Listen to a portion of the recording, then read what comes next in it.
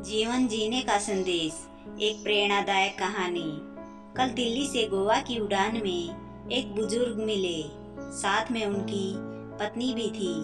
बुजुर्ग की उम्र करीब 80 साल रही होगी, मैंने पूछा नहीं, लेकिन उनकी पत्नी भी 75 पार ही रही होगी। उम्र के सहज प्रभाव को छोड़ दे तो दोनों करीब करीब फिट थे।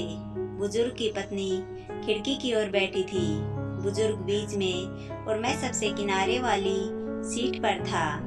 उड़ान भरने के साथ ही बुजुर्ग की पत्नी ने कुछ खाने का सामान निकाला और बुजुर्ग की ओर किया। बुजुर्ग कांपते हाथों से धीरे धीरे खाने लगे।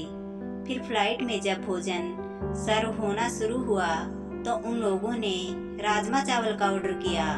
दोनों बहुत आराम से राजमा चावल खाते रहे। मैंने पता नहीं क्यों पास्ता ऑर्डर कर दिया था।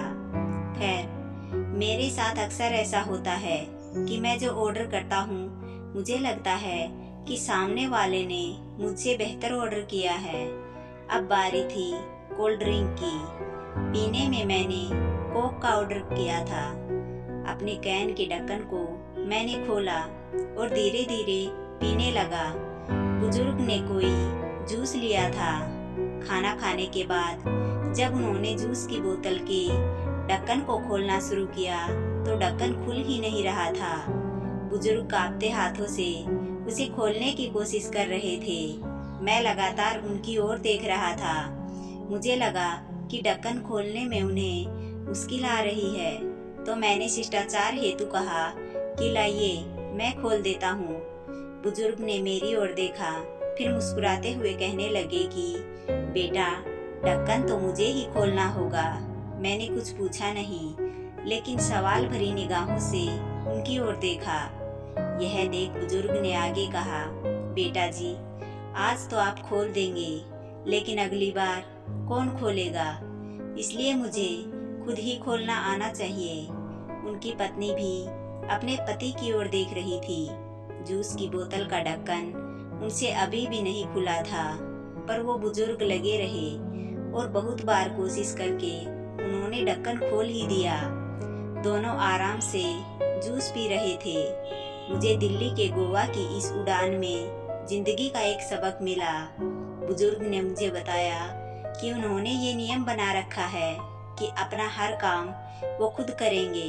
घर में बच्चे हैं, बड़ा पूरा परिवार है, सब साथ ही रहते हैं, पर अपनी रोज की जरूरत के लिए वे सिर्फ अपनी पत्नी की मदद ही लेते हैं, बाकी किसी की नहीं। वो दोनों एक दूसरे की जरूरतों को समझते हैं। बुजुर्ग ने मुझसे कहा कि जितना संभव हो अपना काम खुद करना चाहिए।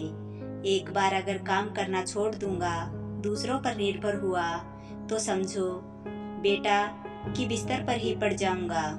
फिर मन हमेशा यही कहेगा कि ये काम इससे करा लूं, वो काम उससे।